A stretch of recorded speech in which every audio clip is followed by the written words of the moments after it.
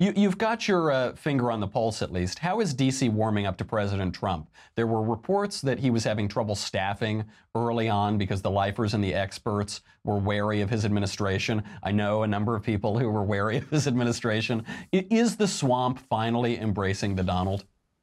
No, they're not. And but what I do think is that there are some alliances that are forming that are kind of unavoidable in a way. I mean, going into an election cycle like we're about to now, members of Congress who might have had an instinct early on to keep a distance from Trump are thinking, well, I'm going to need a united front on this. And frankly, when you see polling numbers and approval ratings start to turn around a little bit, that gives a lot of politicians who otherwise have weak knees a sense of, okay, maybe I can throw my lot in with this guy and rally my base. Because really what's going to happen probably in this election is the base that's anti-Trump will be inundated with appeals to get out, to vote, to convert their friends and neighbors and so on to vote as well.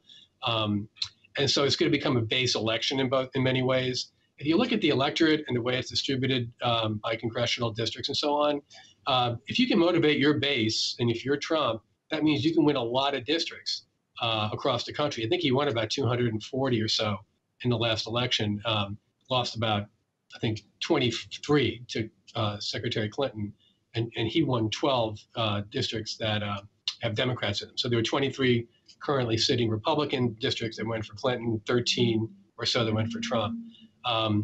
You know, if you can basically rally those areas of the country together, the Republicans can hold on to a House majority, slim as it might be. And the numbers in the Senate side suggest there's quite a few red states that are that have Democratic incumbents up, as we all know.